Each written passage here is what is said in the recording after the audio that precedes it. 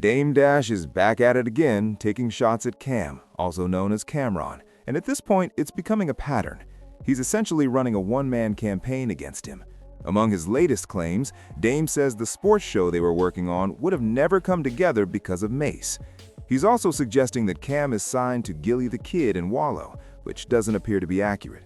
What seems closer to the truth is that Gilly and Wallow helped bring Mace and Cam back into the same orbit. And from what's being reported, Gilly and Wallow wouldn't move forward with the show without both of them involved. The show in question would likely have landed on Barstool Sports, given that's where Gilly and Wallow are already established. But honestly, the details of the show almost don't matter at this point, because the bigger story here is Dame Dash's obsession with Cam and where that obsession is really coming from. It reads like jealousy. Jealousy that Cam has kept moving, stayed relevant, and built something without him. People have genuinely tried to help Dame over the years, that's not a secret, but Dame has shown repeatedly that he's in a place that's very difficult to reach. And here's the contradiction that's impossible to ignore. Dame constantly asks why anyone would sit around talking about other men all day, but that's exactly what he does, every week.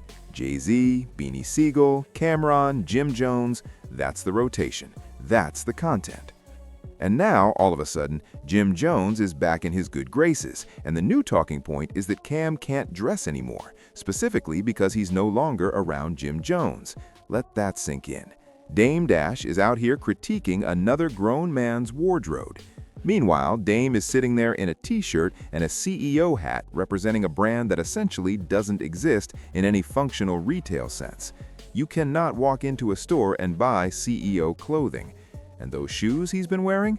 They're a knockoff of another silhouette. I don't remember exactly which one, but it's been pointed out by more than a few people. Dame Dash does not have anything actively building right now, and it's time to be honest about that. He was genuinely inspirational for what he helped create during the Rockefeller era. That contribution is real and it matters. But the current version of Dame Dash needs Jay-Z, and that's become increasingly obvious with time. Rachel Roy built her own lane independently, Jay-Z built an empire, and Dame has struggled to get anything off the ground consistently since then. Curran was already doing his own thing and would have found his footing regardless. Now Dame is hinting at going after Senti City, presumably because Sid is part of the show with Cam, Tuck, and Flea, and the whole thing is just getting difficult to watch. Calling Cam Cheap Tea Fredo every other sentence, it's tired. Then you've got this clip where Dame is talking about Mace supposedly lying about God, claiming Cam can't perform, saying people should keep his name out of their mouths, all while being the one who keeps bringing everyone else's name up. And the Jim Jones pink outfit comment, Dame essentially admitted he copied that style the very next day. That's not a flex, that's a contradiction.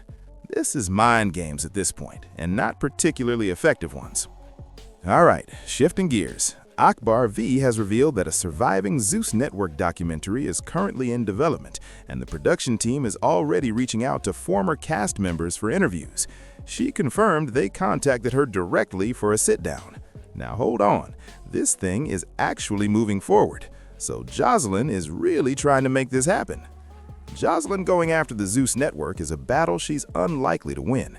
The people behind Zeus have significantly deeper pockets and far more industry influence. The smarter move would be to find a resolution and handle this privately. Fighting that particular fight publicly is not a winning strategy. Now, let's talk about Mayo, also known as Angela's bag boy at this point. This is a guy that Atlantic Records got behind in a major way. Millions of dollars were poured into his promotion. He's had love and hip-hop exposure, he's been featured on Angela Yee's platform, which itself has had significant resources invested into it, and after all of that backing, his records are pulling somewhere between 6,000 and 7,000 streams. Those numbers have been sitting there for a while, not growing, just sitting. And now he's putting out tracks taking shots at 50 Cent and others, talking about New York City like he has the credibility to back it up. Mayo, respectfully, it's time to reassess. And then there's the Troy Ave chain situation. Mayo pulled out Troy Ave's chain during a recent confrontation, acting like he had taken it off his neck himself. But the reality is that chain fell off when Troy was running out of a venue after gunshots rang out, the same incident where his girlfriend was shot in the leg and left behind. There's nothing honorable about picking up a chain under those circumstances and then presenting it like a trophy. That alone tells you a lot about the character involved. Moving on, Ye's Vulture's vinyl release took a strange turn when a group of women went to a record shop, bought up his entire stock, and then proceeded to destroy it in the back of the store. Here's the thing though, all they actually accomplished was giving him their money and then doing cleanup work themselves.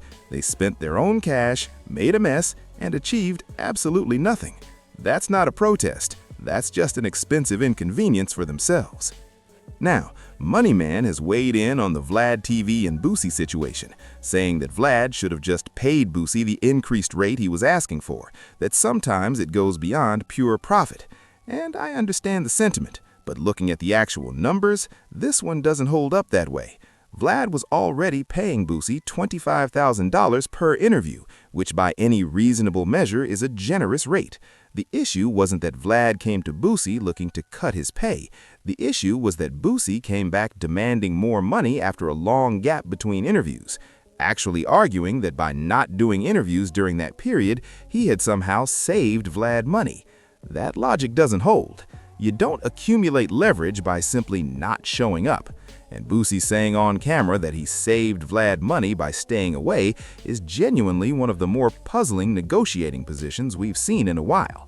Booy is entertaining, there's no question about that, but numbers are numbers, and the math just isn't there on his side of this argument. And finally, Meg Thee Stallion made her return to Moulin Rouge after the Klay Thompson cheating allegations that have been circulating. She got emotional on stage, and you can already see the narrative being constructed. Klay Thompson, if you don't have a PR team assembled right now, you need one immediately, because Meg